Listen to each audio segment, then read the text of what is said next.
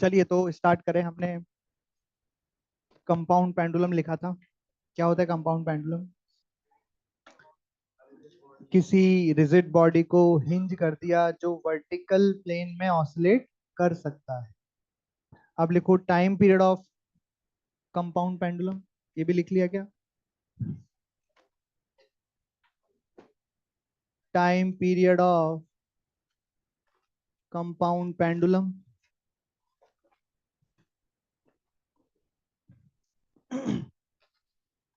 Time period of compound pendulum.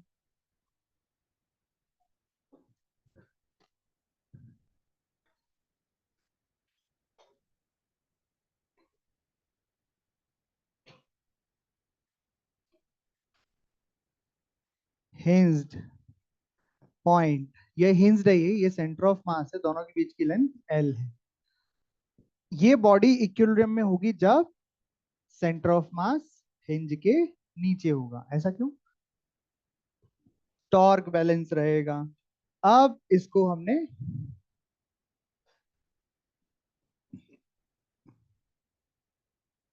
इसको अरे ज्यादा हो गया, यहाँ कर लेते हैं। अब सेंटर ऑफ मास यहां पहुंच गया। इसको हमने थीटा से, एंगुलर डिस्प्लेसमेंट थीटा से इसको डिस्प्लेस कर दिया। अब फोर्स mg नीचे लगेगा। अब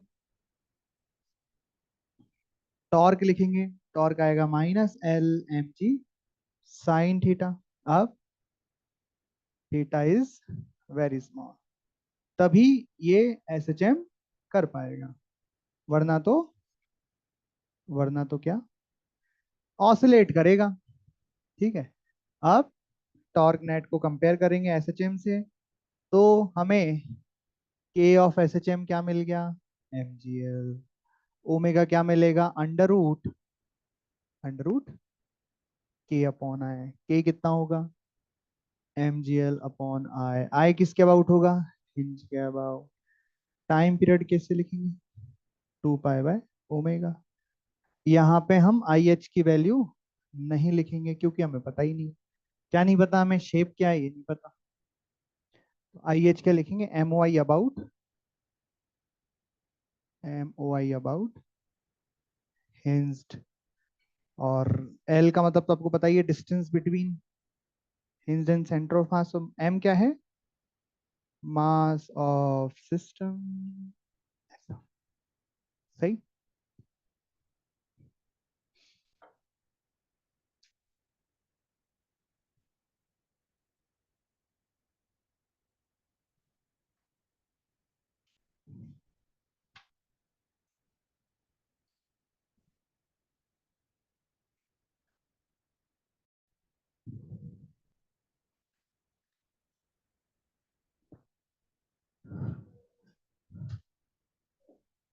ये डिस्क ले लेते हैं चलो। डिस्क है, मास एम, रेडियस आर, ये सेंटर है, ये हिंज्ड है, और ये ऐसे ऐसे ऑसिलेट करने के लिए फ्री है। Find time period.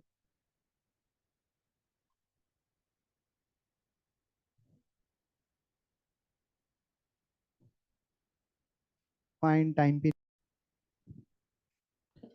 चलो टाइम पीरियड निकालो। सोचो कैसे करेंगे। हाँ, लेकिन ये है टाइम पीरियड निकालने के लिए आपका रोटेशन थोड़ा बहुत आना चाहिए, आपको सेंटर ऑफ मास निकालना चाहिए, आपको हिंज पॉइंट के अबाउट मोमेंट ऑफ इनर्शिया निकालना चाहिए, तो ही आप इसको कर पाओगे। ठीक है। तो कौन बताएगा डिस्क का इस एक्सिस के अबाउट मोमेंट ऑफ इनर्शिया क्या होगा? एक तो पहले लिखना पड़ेगा I of C O M plus M R square. I of C O M कितना होगा? M R square by two plus M R square कितना हो गया? 3/2 एम आर स्क्वायर। और एल, एल मतलब हिंज से सेंटर ऑफ मास के बीच में डिस्टेंस कितना होएगा? आर। सही है यहाँ तक? बस आंसर भी। T is equal to 2 pi under root 3/2 M R square divided by M G R. तो टी बराबर 2 pi under root 3 R by 2 G. ऐसे। तो अगर इसमें कठिन करना है तो क्या कर सकते हैं, ऐसा सिस्टम बना दो जिसमें सेंटर ऑफ मास निकालना मुश्किल हो, जिसमें हिंज के अबाउट मोमेंट ऑफ इनर्शिया निकालना मुश्किल हो, क्योंकि अगर वो निकल गया तो फिर तो आसान ही है ना। तो कंपाउंड पेंडुलम को अलग अलग सिस्टम बना के कठिन किया जा सकता है। जैसे ये ले लेते हैं, ये रॉड है दो आइडेंटिकल, इसका मास m लेंथ l, मास m लेंथ l है, ठीक है।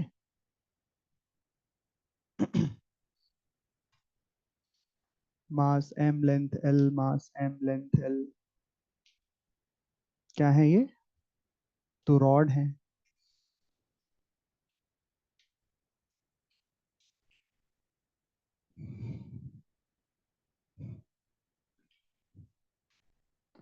आपको हिंज के अबाउट इसका टाइम पीरियड फाइंड करना है, करो।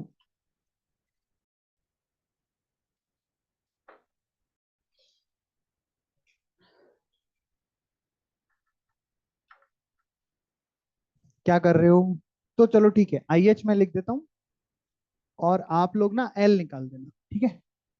आई एच कितना होएगा, ये एक रॉड है उसके एंड के अबाउट कितना होता है, M L square by 3 into 2, दो है। अब आप क्या कर लो, इसका सेंटर ऑफ मास फाइंड कर लो और सेंटर ऑफ मास से हिंज के बीच की डिस्टेंस आप निकाल लो, करो जल्दी। अरे आसान है, ऐसा भी कुछ नहीं। ये रॉड है, रॉड का सेंटर ऑफ मास बीच में, तो सारा मास बीच में मान लो, इसका सारा मास यहाँ बीच में मान लो। बीच मतलब ये लेंथ कितनी हो गई, अच्छा ये वाला एंगल में देना भूल गया, मैं ध्यान था पर वो गलत बन, ये 90 डिग्री दे रखा है।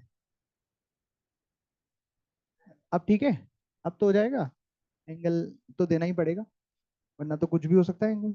तो एंगल है 90 डिग्री, अब तो कर लो।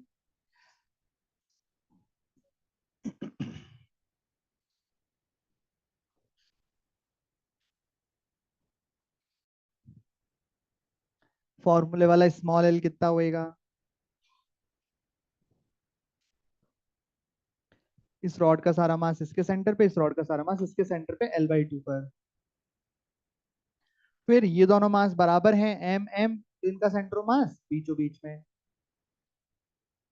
और बीचों बीच कहाँ से निकलेगा, इसके परपेंडिकुलर से, मतलब यहाँ परपेंडिकुलर, और ये वाला एंगल कितना हो जाएगा, आधा 45। तो बेसिकली ये जो लेंथ है ना, ये सेंटर ऑफ मास है, तो हिंज और इसके बीच की लेंथ स्मॉल एल हो जाएगी, और स्मॉल एल कितनी रहेगी, L/2 root, L/2 cos 45, cos 45 कितना होता है, 1/√2, तो ये स्मॉल एल, ठीक है। अब आपको टाइम पीरियड का फॉर्मूला लिख, टाइम पीरियड बराबर 2 pi under root I H कितना होगा, ml²/3 × 2 डिवाइडेड बाय, अब यहाँ पे बड़ा गौर से ध्यान रखना, मास, मास ऑफ द सिस्टम होता है ये। तो इस बार रॉड पूरा सिस्टम का मास कितना है, 2m, तो यहाँ कितना आएगा, 2m आएगा, जी L/√, ये आंसर आएगा। ठीक, आसान है ना, तो क्या निकालना मुश्किल है, एक मुश्किल तो क्या मतलब, आपको यहाँ पे moment of inertia centre mass निकालना आना ही चाहिए, तो ही ये होएगा। लिखो लिखो लिखो, इसमें आप लोगों को कुछ पूछना है, कुछ समझ नहीं आया तो पूछ लो, नहीं तो फिर अगला सवाल लिखो। मिटाऊं, लिखो, next question, for a body of mass m and ICOM is equal to I, for a body, एक बॉडी है, उसका मास m है और सेंटर ऑफ मास के about moment of inertia I है, ICOM I है, ठीक। फाइंड, फुल स्टॉप लगा के लिख, find distance from COM, find distance from COM where it should, where it should be hinged find distance from COM where it should be hinged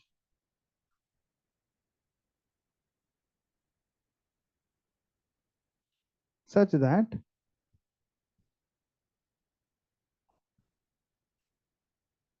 its time period will be minimum.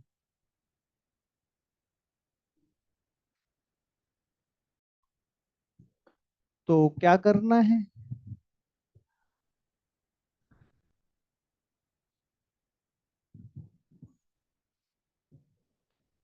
एक कोई भी shape की rigid body है, हमें तो पता भी नहीं क्या है, लेकिन इसके सेंटर ऑफ मास के अबाउट, ये इसका सेंटर ऑफ मास, इसके about moment of inertia I given है। हमें बताना है कि यहां से कितना दूर या किस लेंथ पर मैं इस बॉडी को हिंज करूं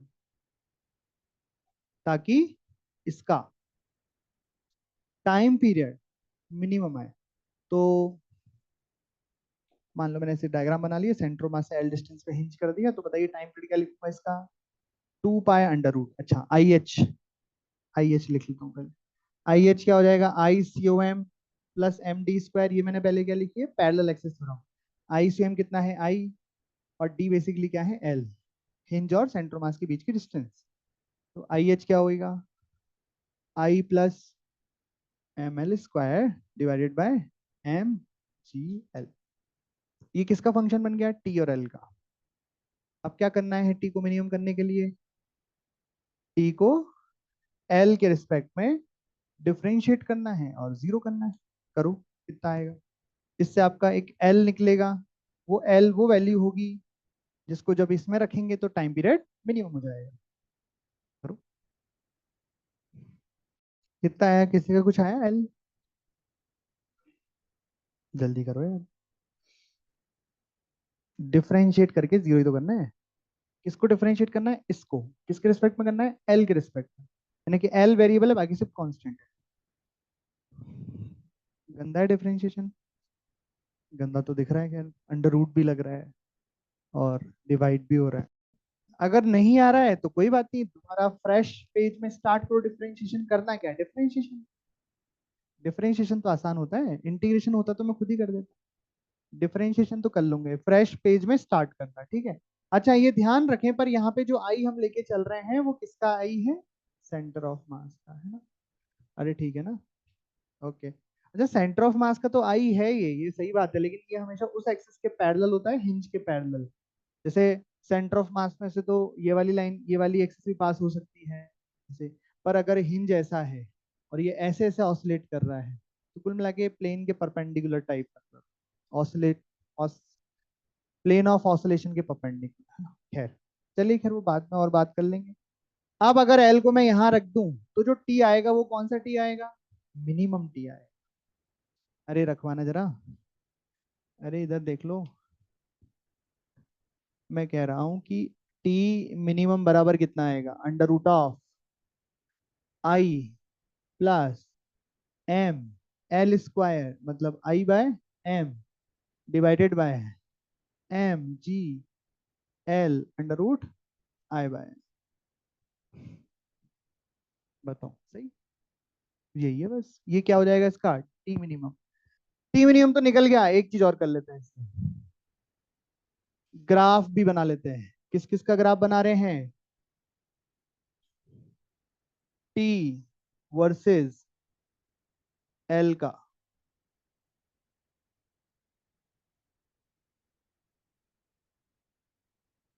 टी वर्सेस एल का ग्राफ,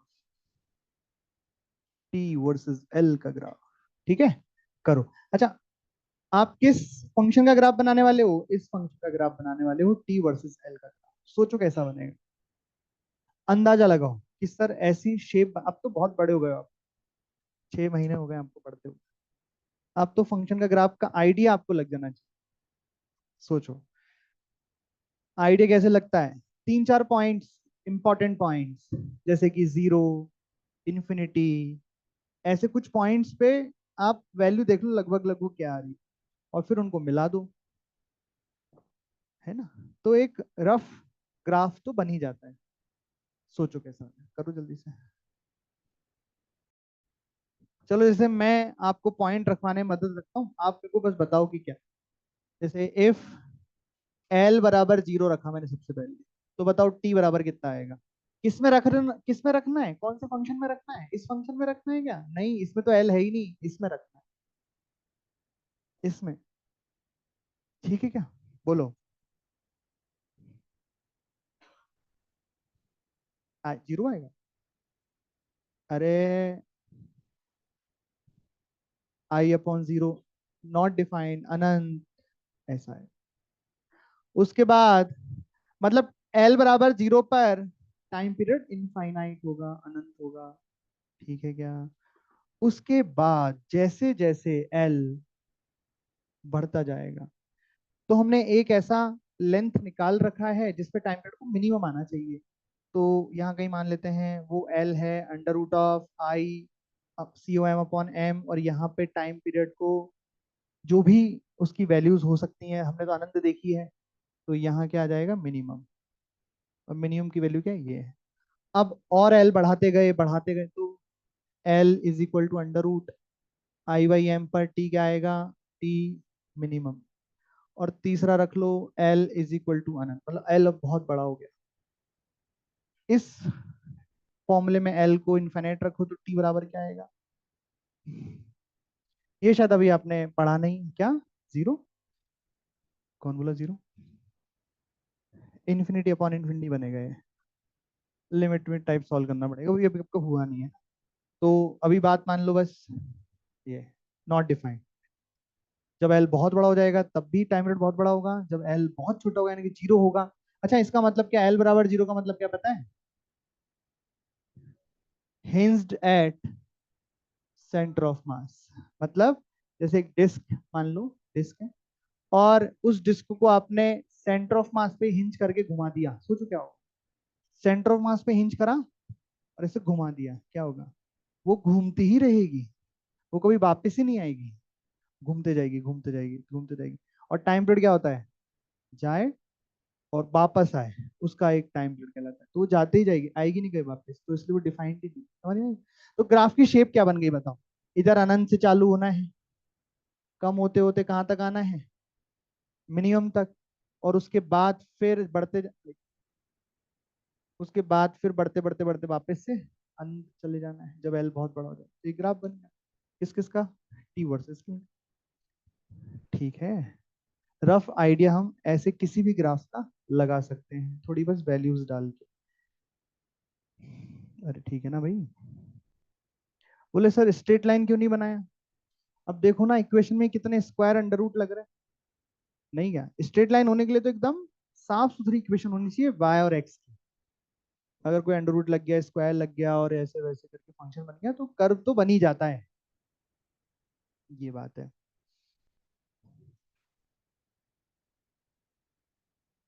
खैर ये लिख लो आप, एक सवाल करते हैं। चलो ये वाला सवाल करो, देखना ये थोड़ा सही सा सवाल है। एक डिस्क है, मास एम, रेडियस आर। इसमें ना जो हम हिंज करने वाले हैं, हिंज इस डिस्क को, ये सेंटर है, इस डिस्क को जो हिंज करने वाले हैं ना वो इसी लाइन पे करने वाले हैं, ऐसा हमने आपको दे रखा है, ऐसा हमने आपको बोल रखा है कि हिंज आपको इसी लाइन पे कहीं करना है। जैसे यहाँ हिंज किया इस जगह पे, तो फिर डिस्क ऐसे ऐसे ऐसे, ठीक है। यहाँ हिंज किया तो डिस्क फिर क्या करेगी, यहाँ से हिंज करके छोड़ दिया तो फिर ऐसे ऐसे ऑसिलेट करेगी। ठीक है क्या, कोई दिक्कत। और जो एक्स मेजर करना है, अभी मैं सवाल लिखा रहा हूँ, उसमें जो एक्स मेजर करना है, एक्स एक्स वेरिएबल है, वो इधर से मेजर करना है। ठीक है, हाँ क्वेश्चन लिखो। क्वेश्चन है कि find distance x, find distance x where it should be hinged such that, find distance x where it should be hinged such that its time period will be minimum also draw graph, also draw T versus x graph.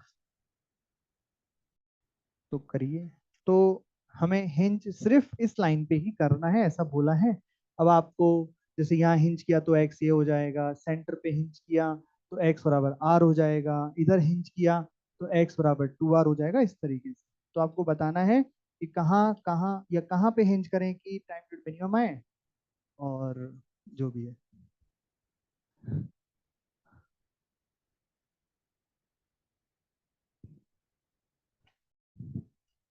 देखो देखो देखो देखो, ये बहुत सही है सवाल। तो आया किसी का कुछ आंसर? कुछ तो आया होगा। कुछ भी नहीं आएगा क्या? 2r, very good. देखो सबसे पहले तो अभी अभी हमने निकाला था फॉर टी मिनिमम, एक फॉर्मूला बनाया था ना, under root I C O M upon M, ये बनाया था क्या? इसमें ये क्या है, एल। एल डिस्टेंस कहाँ से होती है? सेंटर ऑफ मास से। तो ये एल सेंटर ऑफ मास से है, तो कितना आएगा एल पहले बताओ। एम डिस्क है ना, हाँ, M R square by 2 upon M का अंडर रूट, एल बराबर आर बाय रूट 2। ठीक, एल है आर बाई रूट 2, मतलब सेंटर ऑफ मास से r/√2 डिस्टेंस पर हिंज करना चाहिए। सुनना है ना ध्यान से। तो कहाँ पे हिंज करना चाहिए सेंटर ऑफ मास से? r/√2। बोले सर इधर r/√2 की उधर r/√2, दोनों साइड कर सकते हैं, सिमेट्री है। तो इधर भी r/√2 पर हिंज कर सकते हो, है ना। चाहे तो यहाँ हिंज करो, चाहे तो यहाँ हिंज करो। अब आपको ना x निकालना है, लेकिन l नहीं निकालना था। x यहाँ से मेजर होगा, तो कौन बताएगा x की वैल्यू क्या आएगी? ये तो सिंपल है, r-r/√2। पर सर x की वैल्यू ये भी तो आ सकती है, एक और वैल्यू कौन सी आएगी? r+r/√2। ये दोनों आंसर है इसके।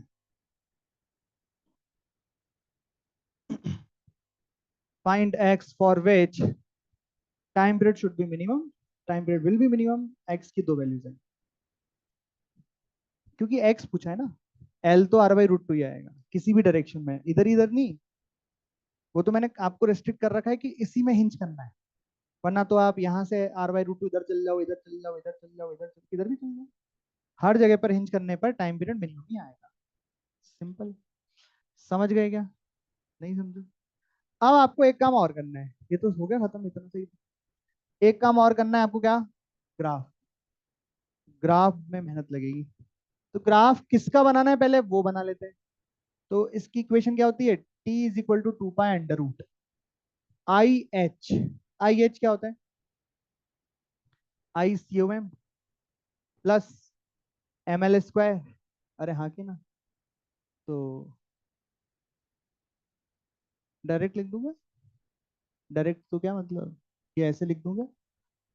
नीचे क्या लिखते हैं? M G L. अरे बोलो यार, एल क्या क्या हो सकता है? एल का अगर जनरल फंक्शन लिखना हो तो मैं क्या लिखूं? जैसे अगर अगर जैसे यहाँ पे हिंज है, लेकिन मैंने फिर से एक डायग्राम बना दिया। अगर एल मैंने ये माना है एल, तो एक्स कितना हो जाएगा? मतलब एल और एक्स में क्या रिलेशन आएगा? एक्स प्लस एल बराबर आर। तो एल बराबर कितना हो जाएगा?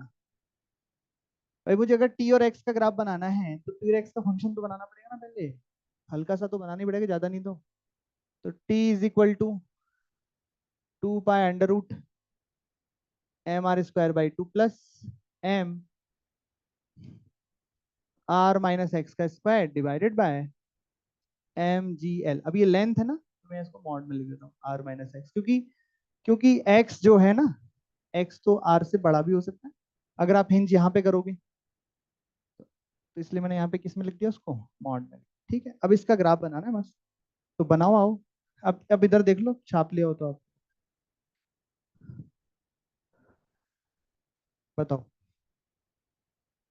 तो वही पॉइंट्स, पॉइंट रख रख के बनाएंगे।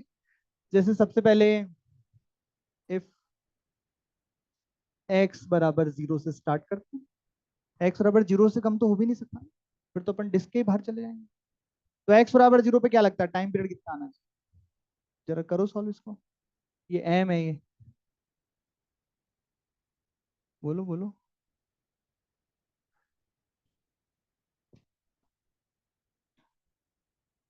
जल्दी। एक्स बराबर 0 पे टी कितना आया? 3 mr² 3r/2g, 2 pi under root 3r/, यही है क्या?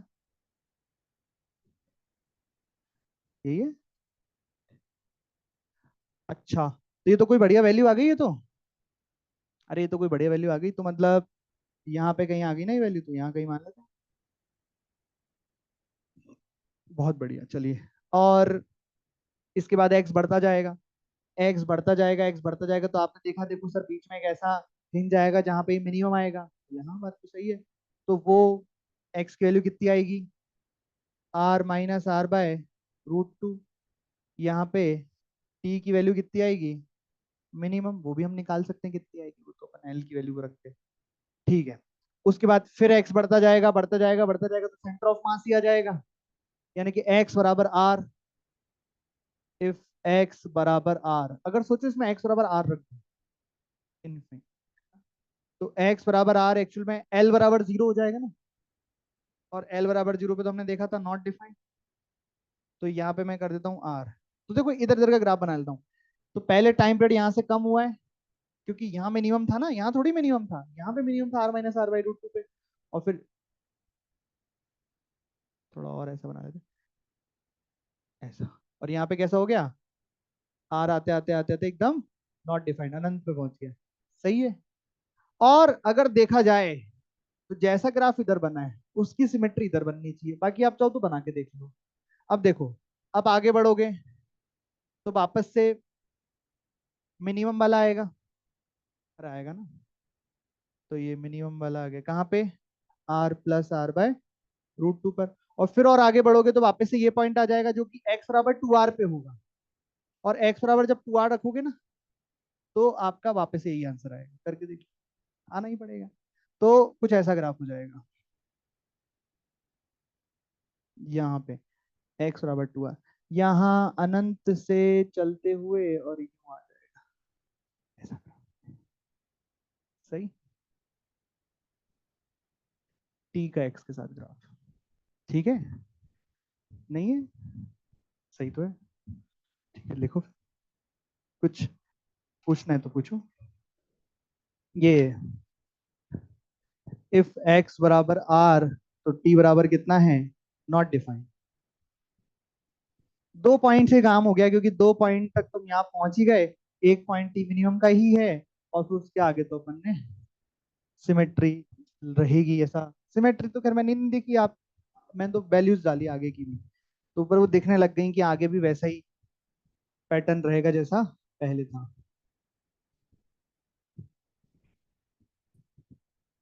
बहुत बढ़िया, तो ये भी हो गया। फिर हेडिंग डालो।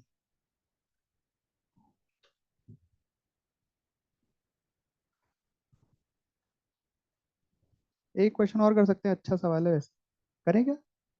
चलो कर, लिखो। तो कंपाउंड पेंडुलम आपका खत्म हो चुका है, सभी तरह के पेंडुलम खत्म हो चुके हैं, एसएचएम का मैकेनिक्स वाला हिस्सा खत्म हो चुका है। इसके बाद हम पढ़ने वाले एक टॉर्शनल पेंडुलम, जो तो बस फॉर्मूला बताना है, उसमें तो कुछ है नहीं, डिटेल में हम नहीं पढ़ता, बस फॉर्मूला देखते हैं। फिर आ जाता है अपना सुपर पोजिशन ऑफ एसएचएम, जो कि पूरा का पूरा वेव से रिलेटेड है। मैकेनिक्स से उसका कोई रिलेशन नहीं है, सिर्फ गणित गणित चलती है उसमें। मैकेनिक्स जैसे एम जी लग रहा है, ये लग रहा है, वो लग रहा है, ऐसा कुछ भी उसमें नहीं होता है। तो कुल मिला के मैकेनिक्स आपकी खत्म हो गई। अब एक फ्लूइड मैकेनिक्स करके आएगी जरूर, उसमें फिर से थोड़े एफबीडी वगैरह बनेंगे, लेकिन वो भी लेट आएगी। उससे पहले आपका हीट का सेक्शन चलेगा काफी बड़ा, 1 महीने का लगभग। ठीक है, उसमें हीट में आप सभी तरह के चैप्टर, थर्मोडायनेमिक्स, हीट ट्रांसफर वगैरह सब कुछ पढ़ोगे। ठीक। तो लास्ट सवाल कर लेते हैं मैकेनिक्स। तो ये क्वेश्चन जो है, ये इसका वो मत करने लग जाना, कंपाउंड पेंडुलम वाला फॉर्मूला मत लगाने लगना इसमें, इसलिए मैं बोल रहा था, पता लगे इसमें 2 पाई अंडर रूट, वो सोच, वो नहीं है, इसलिए बोला था कि कंपाउंड पेंडुलम खत्म हो चुका है। ये आखिरी सवाल था, आपने इसका बढ़िया सवाल कर लिया, खत्म। ये सवाल ऐसे ही एक अच्छा सवाल है, तो मेरे को लगा था कि टाइम ऐसा मिलेगा तो कर लेंगे, नहीं तो कहीं मॉड्यूल वॉड्यूल में तो है ही है इस क्वेश्चन, शायद O2 में है या पता नहीं, 1 2 3 4 में होगा, कहीं तो है ये सवाल। तो इसको कर लेते हैं हम। लो आप कर लो। क्वेश्चन क्या है? सिस्टम इज इन इक्विलिब्रियम, या हल्का सा डिस्प्लेसमेंट करके छोड़ दिया, बहुत हल्का सा डिस्प्लेस करके छोड़ दिया, then find time period of SHM. SHM का टाइम पीरियड आपको बताना है। दो स्प्रिंग लगा रखी है, एक भी लगा सकते, चल दो लगा देते हैं। और M, L मास का, रॉड का मास और लेंथ है।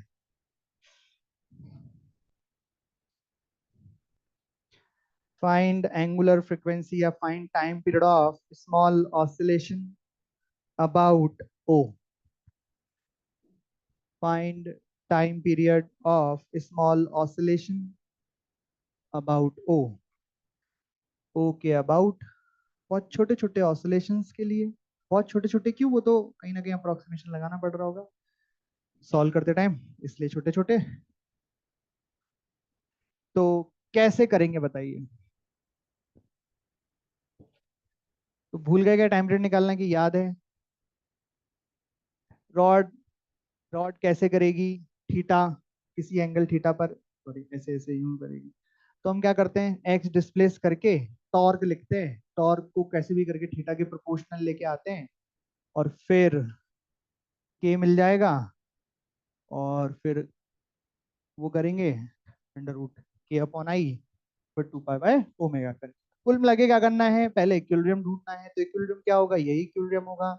ये ये स्प्रिंग भी नेचुरल लेंथ में हो, ये स्प्रिंग भी नेचुरल लेंथ में हो, mg तो नीचे लग ही रहा होएगा, तो इसके अबाउट कोई टॉर्क नहीं आएगा, ओ के अबाउट, हिंज के अबाउट। अब हमने क्या किया, इस रॉड को हल्का सा, बहुत छोटा थोड़ा सा डिस्प्लेस किया, थीटा डिस्प्लेस किया, और थीटा डिस्प्लेस करते से ही फिर इस पे टॉर्क फोर्स लगना स्टार्ट हो गए, और फिर सॉल्व किया। करो करो, एक डायग्राम बना लो कि मान लीजिए ये तो वर्टिकल लाइन थी, यहां से हमने थोड़ा सा इसको डिस्प्लेस किया, तो ये वाली स्प्रिंग थोड़ी सी इलोंगेट हो गई होगी, थोड़ी सी इलोंगेट हो गई होगी, और ये वाली स्प्रिंग थोड़ी सी कंप्रेस हो गई होगी। कितनी? एक्स। जितनी ये इलोंगेट हुई होगी उतनी ये कंप्रेस हुई होगी, एक्स। इसमें एक्स इलोंगेशन आया, इसमें एक्स कंप्रेशन आया, और हम इलोंगेशन एंगुलर डिस्प्लेसमेंट बोल रहे हैं थीटा। ठीक है क्या? अब क्या करना होता है अगला काम, नेट टॉर्क लिखना है। किसके अबाउट? हिंज के अबाउट। तो बताइए कौन कौन से फोर्स लग रहे होंगे? देखो, एक तो इसके सेंटर पर mg लगेगा, एक ये स्प्रिंग खिंची है तो अपनी साइड के एक्स लगा रही होगी, और ये स्प्रिंग कंप्रेस हुई है तो धक्का मार रही होगी के एक्स का, तो यहाँ पे बेसिकली 2 kx लग रहे होंगे। अरे हाँ कि नहीं, ये एक्स इलोंगेट हुई है, कंप्रेस हुई है, तो यहाँ पे कितने? 2 kx। अब आपको mg का और 2 kx का क्या लिखना है, टॉर्क लिखना है अबाउट हिंज। तो आप टॉर्क नेट लिखने वाले हो, टॉर्क बेसिक आप किस किस के लिखने वाले हो, torque of mg plus torque of G लिख लेते हैं, torque of gravitation plus torque of spring force. लिखो टॉर्क, लिखो टॉर्क लिखो। अच्छा हाँ, अभी आगे हम करते जाएंगे वो ठीक है, उससे पहले कुछ रिलेशन बना लेते हैं, उन रिलेशन की जरूरत हमें पढ़ने वाली है ना। क्या रिलेशन? एक रिलेशन तो ये बना लो, देखो ये थीटा बहुत छोटा है, ये जो एक ट्राइंगल दिख रहा है इसके लिए मैं ये लिखना चाह रहा हूँ, ये थीटा बहुत छोटा है। क्या बात समझ में आ रही है? tan θ = theta. अरे हाँ की ना? नहीं, तो ये लेंथ क्या है, एल, रॉड की लेंथ है ये एल, और ये क्या है, एक्स। तो एक्स और एल में कोई थीटा का साथ रिलेशन बता सकता है, बहुत एंगल छोटे के लिए?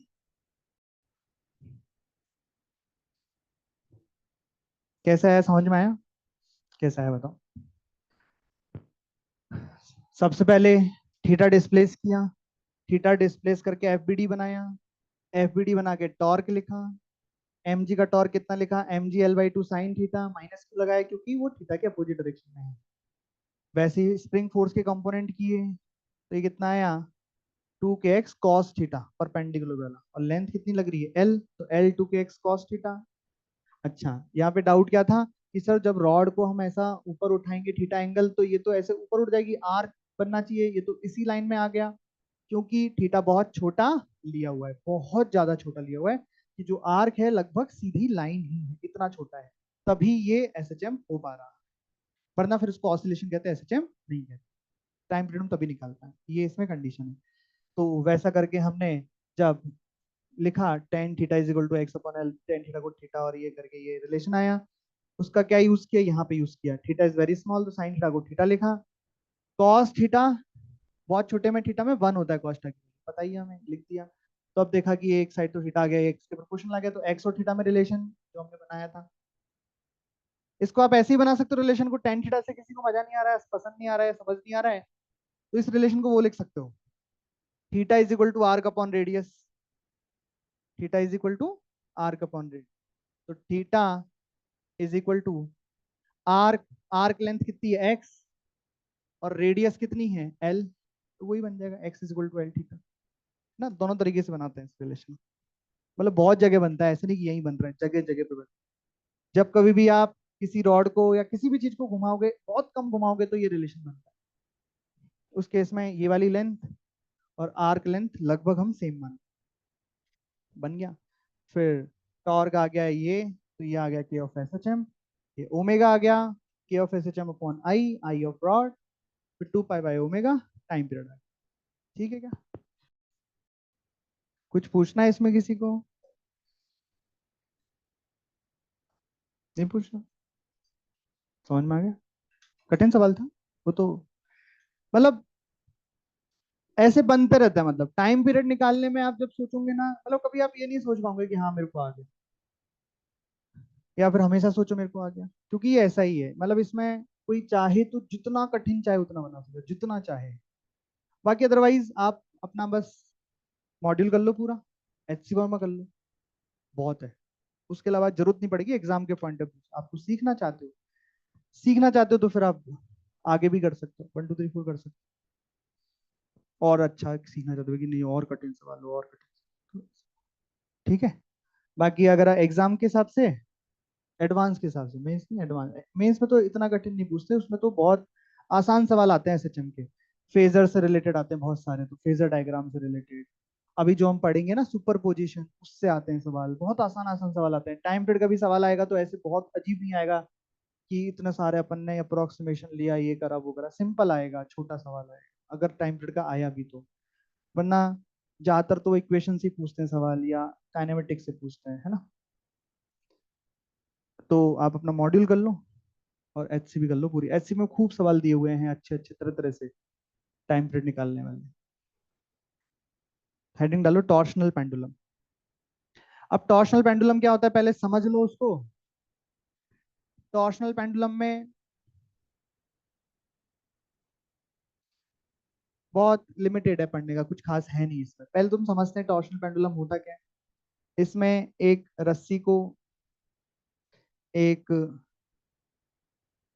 डिस्क, एक रस्सी को, रस्सी या कोई भी मटेरियल की एक स्ट्रिंग है, उसको डिस्क से या रॉड से यहाँ बांध दिया है, बांध दिया बीच में से। अब आप रॉड को या मार्कर को ऐसे घुमाओ, ट्विस्ट करो, कर दिया 2 3 बार, फिर छोड़ दो, तो क्या होएगा, ये ऐसे घूमते हुए आएगा, फिर घूमते हुए ऐसे जाएगा, और ऐसे ऐसे ऐसे ऐसे करने लगेगा, बस यही है टॉर्शनल पेंडुलम। इसमें ये ऐसे ऐसे ऐसे ऐसे होता है, ठीक है, समझ रहे हो क्या? जैसे सिंपल पेंडुलम में ऐसे ऐसे होता है, कंपाउंड में भी ऐसे ऐसे ही होता है, बस रिजिड बॉडी का होता है, मतलब उसमें कोई शेप फिक्स नहीं होती, सिंपल पेंडुलम में फिक्स होती है, इसमें ऐसे ऐसे होता है। किसी भी चीज को लटका दो, डिस्क को लटका दो, रॉड को लटका दो। तो ये तो बात हो गई टॉर्शनल पेंडुलम क्या होता है। फिर बात करते हैं इसके टाइम पीरियड की। तो टाइम पीरियड के लिए सबसे पहले क्या निकालते हैं, इक्विलिब्रियम। इक्विलिब्रियम क्या होगा, जब ये ऐसे है ना, तो ऐसे ऐसे हो रहा है, कुछ भी नहीं हो रहा है, बस पड़ा हुआ है, इक्विलिब्रियम है, फोर्स बैलेंस है, टॉर्क बैलेंस है, ठीक है। अब क्या करते हैं हम इक्विलिब्रियम से, इसको थीटा डिस्प्लेस करते हैं, तो यहाँ पे थीटा ट्विस्ट करते हैं, थीटा ट्विस्ट करते हैं। अब जब थीटा ट्विस्ट करते हैं तो ये जो वायर है वो भी मुड़ता है, ट्विस्ट होता है, वायर भी ट्विस्ट होता है। अब वायर अलग अलग तरीके हो सकते हैं, रबर का हो सकता है, स्टील का हो सकता है, तो उसकी प्रॉपर्टी के हिसाब से वो जैसा वायर है होगा ना, कहीं धागा होगा तो मुड़ता ही जाएगा, ज्यादा टॉर्क लगाएगा ही नहीं। कोई मोटी रस्सी होगी तो अपन 2-3 बार से ज्यादा उस ट्विस्ट नहीं कर पाएंगे, फिर वो टाइट हो जाती है, फिर एकदम से घूमता है। वो सब मटेरियल पे डिपेंड करेगा। तो हमने ऐसा ट्विस्ट किया तो टॉर्क जनरेट हुआ, और ये टॉर्क आता है -c थीटा। यहाँ पे थीटा का मतलब है एंगल ऑफ ट्विस्ट, जितना ज्यादा ट्विस्ट करोगे उतना ज्यादा टॉर्क आएगा। और ये c है टॉर्शनल कांस्टेंट, ये डिपेंड करेगा स्ट्रिंग की मटेरियल पर, किसी का ये ज्यादा होगा, किसी का कम, जैसे फ्रिक्शन की तरह। और ये टॉर्क तो है इस ट्विस्ट की वजह से। अच्छा, ट्विस्ट हमने अगर क्लॉकवाइज किया तो टॉर्क एंटी क्लॉकवाइज आएगा, अपोजिट डायरेक्शन में आएगा टॉर्क, है ना। फिर इस टॉर्क को कंपेयर कर दिया torque of S H M से, तो देखा ये एस एच एम क्या मिल गया, सिंपल सिंपल के S H M torsional constant मिल गया, तो ओमेगा क्या मिल गया, सी अपॉन आई। आई क्या होगा, जिस भी चीज को लटकाया गया है, जैसे रॉड को लटका दो सेंटर ऑफ मास से तो ये ml²/12 हो जाएगा, डिस्क को लटका दिया तो ml²/2 हो जाएगा, इस तरीके से। और टाइम पीरियड कितना आ जाएगा, 2π√I/c = t। यहाँ पे c का मतलब क्या है, टॉर्शनल कांस्टेंट, ये लिख लो। c का मतलब क्या है, टॉर्शनल कांस्टेंट। ये टाइम पीरियड हो गया।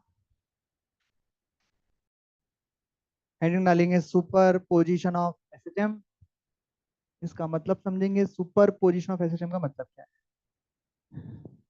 तो आपको याद हो अगर, तो हमने सुपर पोजिशन प्रिंसिपल और कहाँ पे पढ़े हैं पहले, ग्रेविटेशन में, इलेक्ट्रिक फील्ड में पढ़ा है, फोर्स में पढ़ा है। क्या होता था उसमें, मतलब कि किसी पॉइंट पर, किसी पार्टिकल पर जितने भी फोर्सेस लग रहे हैं उन सबका वेक्टर समेशन उस पार्टिकल का नेट फोर्स जाता है। फिर पोटेंशियल में पढ़ा था कि एक पॉइंट पर अगर इसकी वजह से पोटेंशियल इतना, इसकी वजह से इतना, इसकी वजह से इतना, तो इस पॉइंट का नेट पोटेंशियल सबका समेशन हो जाएगा।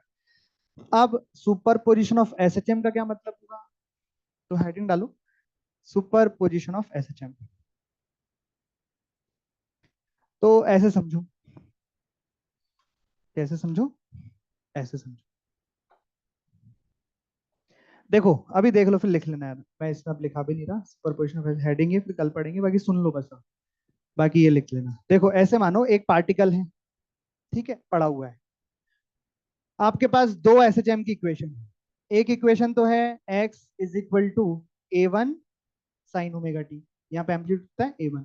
अब इस इक्वेशन को इस पार्टिकल को दे दिया, ठीक है, तो ये पार्टिकल a1 एम्पलीट्यूड से एसएचएम करने लगा, ठीक है क्या।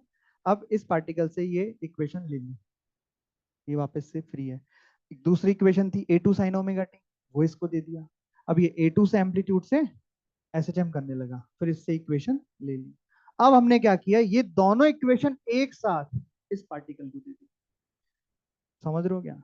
अब ये पार्टिकल इसके हिसाब से भी और इसके हिसाब से भी, दोनों के हिसाब से करेगा एसएचएम। तो इस नए एसएचएम का, इसको बोलेंगे सुपर इम्पोज्ड एसएचएम। इस नए एसएचएम का एम्पलीट्यूड क्या होगा, a1 होगा, a2 होगा, a1 + a2 होगा, या कुछ और होगा इस नए एसएचएम की। अच्छा, मजे की बात, ये जो पार्टिकल अब करेगा वो क्या एसएचएम भी होगा क्या, नहीं होगा, जरूरी वो एसएचएम ही ना हो। समझ में आ रही बात। और अगर एसएचएम होगा तो उसकी एंगुलर फ्रीक्वेंसी क्या होगी, इनिशियल फेज क्या होगा, एम्पलीट्यूड क्या होगा, ये सब बातें। और बोले सर ये तो दोनों एक्स वाली अपने दे दी। ऐसा मान लो एक इक्वेशन तो थी x = a sin omega T, दूसरी थी y = a sin omega T. मतलब जब x = a sin omega T इस पार्टिकल को इक्वेशन को दी तो पार्टिकल x में एसएचएम कर रहा है, वापस लेके रख। अब ये वाली इक्वेशन इसको दी तो पार्टिकल ऐसे ऐसे एसएचएम कर रहा है। अब क्या किया, निकाल के इसको रखा, अब दोनों इक्वेशनों को एक साथ इसको दे दिया। अब क्या होगा, हाँ मतलब नहीं, वो ऐसा फिक्स नहीं है, बहुत कुछ कर सकता है सर, इलिप्स भी बनाने लगता है एक केस में। ये पढ़ना, ये है सुपरपोजिशन ऑफ एसएचएम। इसमें दो ही क्यों, चार एसएचएम की इक्वेशन एक ही पार्टिकल को दे दो, तो ये है, ठीक है, समझ में आई बात। तो इसमें आप सुपरपोजिशन ऑफ एसएचएम में लिख लो। इसमें बेसिकली करना क्या है, मतलब सुपरपोजिशन ऑफ एसएचएम में लिख लो। एक इसमें है क्या, ये क्या है, vector addition, vector addition of equation of SHM. Vector addition of equation of SHM है सुपरपोजिशन ऑफ एसएचएम। मतलब इसमें हम पोजीशन की इक्वेशन को, वेलोसिटी की इक्वेशन को, एक्सेलरेशन की इक्वेशन को वेक्टर एडिशन करेंगे और नए नए सुपर इम्पोज्ड मोशन की इक्वेशन फाइंड करेंगे। जरूरी नहीं है कि सुपर इम्पोज्ड मोशन एसएचएम ही हो। इसमें दो तरीके से आप एक्स में, एक्स और वाई में, मतलब कैसे भी करके, ठीक। तो अगली क्लास मोस्ट प्रोबेबली 1.5 क्लास में एसएचएम खत्म होएगा।